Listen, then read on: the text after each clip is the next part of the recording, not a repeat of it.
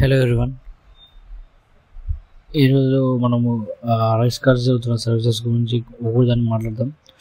Already నా ఛానల్లో ఏంటి ఎలా చేయాలనేది ఉంది. కొద్దిగా ఇమేజ్ రిప్రజెంటేటివ్ ఇద్దాం అనుకుంటున్నాను.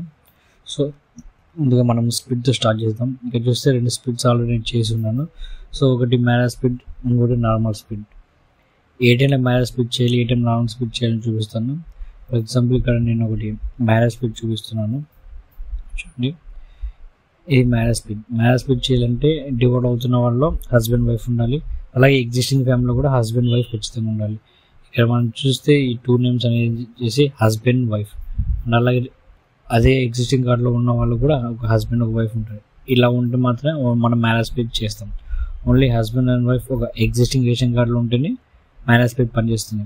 లేదు హస్బెండ్ వైఫ్ అలాగే చిల్డ్రన్స్ కూడా ఉన్నారు అనుకోండి, మనం ఇక్కడ చూస్తే నార్మల్ స్ప్లిట్ చూసారు కదా, స్ప్లిట్ టైప్ నార్మల్ ఉంది. సో ఇక్కడ మనం ఏం చేస్తామంటే హస్బెండ్ వైఫ్ అలాగే అతనితో ఉన్న పిల్లలు డివైడ్ చేస్తాం. సో ప్రతి స్ప్లిట్లోనూ డివైడ్ చేసే దాంట్లో ఒక రిలేషన్షిప్ అంటే హస్బెండ్ వైఫ్ అలాగే ఎగ్జిస్టింగ్ అంటే ఏ కార్ నుంచి మనం వాళ్ళని బయటికి తీస్తున్నామో బయటికి తీసే కార్లో కూడా ఖచ్చితంగా హస్బెండ్ వైఫ్ ఖచ్చితంగా ఉండాలి. ఇలా ఉంటే రిలేషన్షిప్ మనకి నార్మల్ అండ్ మ్యారేజ్ కింద మనం పనిచేస్తాం.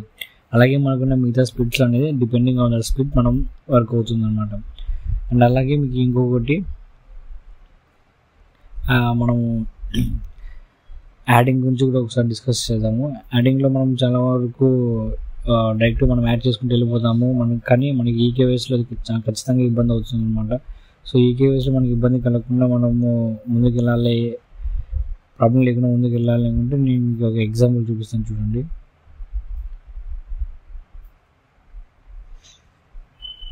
ఫర్ ఎగ్జాంపుల్ ఇక్కడ మ్యారేజ్ యాడింగ్ ఒకటి నేను చేశాను. ఈ కేసులో చూస్తే మనము ఇక్కడ ఈకేవై స్టేటస్ ఉంది చూసారా, ఈ కేసెస్లో అన్ని వై ఉంటే మీకు ఎటువంటి ఇబ్బంది లేదు, మీరు డైరెక్ట్గా చిల్డ్రన్స్ని యాడ్ చేయొచ్చు. ఇన్ కేస్ మీకు ఇక్కడ వై అని ఎన్ అని కనిపించింది అంటే ఖచ్చితంగా ఈ పలానా పర్టికులర్ చిల్డ్రన్స్ ఒక ఏజ్ ఖచ్చితంగా చెక్ చేయండి. ఇఫ్ ఇన్ కేస్ వీళ్ళ ఏజ్ బిలో 5 ఉంటే మీకు ఎటువంటి ఇబ్బంది లేదు. ఇది 5 కానీ more than 5 కానీ ఉంటే మీరు ఖచ్చితంగా ఏం చేస్తారంటే మై ఆధార్ అనే వెబ్సైట్లోకి వెళ్ళేసి ఇక్కడ ఆధార్ వ్యాలిడిటీ అని ఉంటుంది. ఈ ఆధార్ వ్యాలిడిటీలో ఖచ్చితంగా చెక్ చేయండి. ఇక్కడ చెక్ చేశాక మీకు ఇక్కడ కింద ఎదర్ ఈ బయోమెట్రిక్ పెండింగ్ ఉందా లేదా అనేది ఖచ్చితంగా మీకు చూపిస్తుంది. ఫర్ ఎగ్జాంపుల్ నేను ఇప్పుడు ఒక ఆధార్ నెంబర్ చూపిస్తాను. చూడండి, మీరు ఆధార్ నెంబర్ ఎంటర్ చేయగానే మీకు ఇక్కడ బిలో ఒక మ్యాండేటరీ మెసేజ్ వస్తుంది అనమాట. ఆధార్ చేసే వాళ్ళకి ఇది ఖచ్చితంగా తెలిసి ఉంటుంది, బట్ ఆధార్ చేయని వాళ్ళకి ఇది ఇక్కడ చూసారు కదా, ఇక్కడ మొబైల్ నెంబర్ కింద ఎటువంటి స్పేస్ అంటే ఇది ఎటువంటి బయోమెట్రిక్ పెండింగ్ లేదు. ఇన్ కేస్ ఇక్కడ this Aadhaar requires mandatory biometric pending అని ఒక మెసేజ్ అయితే వచ్చింది అనుకోండి, మీరు ఖచ్చితంగా ముందుగానే బయోమెట్రిక్ అప్డేట్ చేసుకోమని చెప్పాల్సి ఉంటుంది. ఇక్కడ ఇంకొక మెసేజ్ కూడా వస్తుంది, అది డాక్యుమెంట్ అప్డేట్ అని వస్తే మీకు ఎటువంటి ప్రాబ్లం లేదు. మ్యాండేటరీ బయోమెట్రిక్ పెండింగ్ అని వస్తే మాత్రమే మీరు ఒకసారి చెక్ చేయాల్సి ఉంటుంది. సో అలా ఏం లేకపోతే మీరు చేయాల్సిన అవసరం కూడా ఏమి ఉండదు. సో ఖచ్చితంగా మీరు యాడింగ్ చేసే ముందు ఏ పిల్లల నుంచి మీరు యాడ్ చేస్తున్నారో ఆ పిల్లల ఒక ఏజ్ అలాగే ఆల్రెడీ ఎగ్జిస్టింగ్ రేషన్ కార్డులో ఉన్న పిల్లల ఏజ్ చెక్ చేసుకోండి. ఎన్ ఉంటేనే మీరు నేను చెప్పినది కన్సిడర్ చేయాలి. ఎన్ లేకపోతే మీరు డైరెక్ట్ యాడ్ చేసుకుని వెళ్ళవచ్చు. ఎన్ నుండి వాళ్ళు 5 years నుండి కూడా మీరు యాడ్ చేశారంటే టీ నెంబర్ జనరేట్ అయినాక మీరు ఈకేవైస్ తీసుకున్నప్పుడు ఆ పిల్లలు ఈకేవైస్ కాదు. మనకి 1 month టైం ఇచ్చారు కాబట్టి 1 monthలో పెండింగ్స్ ఎక్కువ ఉంటాయి కానీ అప్రూవల్స్ తక్కువ ఉంటాయి. కాబట్టి మీరు వాళ్ళని ఎంత త్వరగా వెళ్ళేదో అంత త్వరగా ఆధార్ అప్డేట్ చేసుకోమని చెప్పండి. ఆ తర్వాత మీరు చేస్తే మీకు అనేది ఎక్కడ పెండింగ్స్ అయితే ఖచ్చితంగా ఉండవు అనమాట. సో ఈ విధంగా మీకు రైస్ కార్డ్ యాడింగ్లో మీకు ఎటువంటి ఇబ్బంది ఉండదు. అలాగే ఇప్పుడు ప్రస్తుతానికి మనకి రిలేషన్షిప్ చేంజెస్ కూడా మనం చాలా చూస్తున్నాం. రిలేషన్షిప్ చేంజెస్లో అయితే మనకి ప్రస్తుతానికి అయితే ఆల్రెడీ ఎగ్జిస్టింగ్ ఉన్న వాటిలో అయితే మనకి ఎటువంటి చేంజెస్కి అవకాశం అయితే మనకి ప్రస్తుతానికి లేదు. కానీ మనం ఇప్పుడు కొత్తగా యాడ్ చేసే వాటికి ఖచ్చితంగా మనం చేయొచ్చు. ఫర్ ఎగ్జాంపుల్ ఇక్కడ చూడండి, ఇక్కడ ఈ పలానా కేటగిరీ అమ్మాయి అన్నమాట, బట్ ఇక్కడ మనకి అబ్బాయి అని పడింది.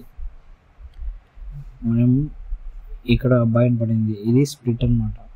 సో మనం ఏం చేస్తున్నామంటే ఈ స్ప్లిట్లో మనం ఈ వీళ్ళిద్దరు స్ప్లిట్ హస్బెండ్ వైఫ్ ఈకేవైస్ తీసుకున్న తర్వాత మనకు ఒక ఎర్రర్ వస్తుంది అనమాట, రిలేషన్షిప్ అలాగే జెండర్ అనేది మిస్ మ్యాచ్ అవుతుందని.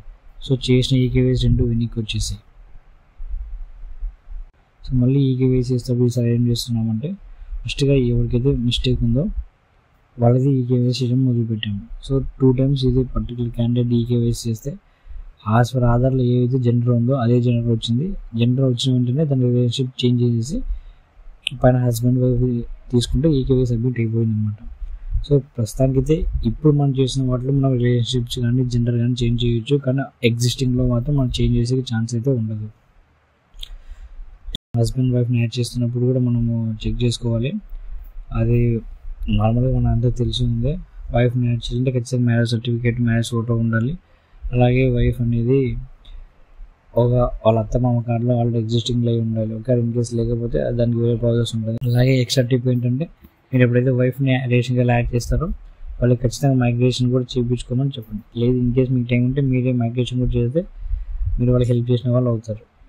సో ఇందులో మీకు ఏదైనా ఇంకేమైనా డౌట్స్ ఉంటే కామెంట్స్లో ఒకసారి మెన్షన్ చేయండి, నేను రెస్పాండ్ అవుతాను. Thank you.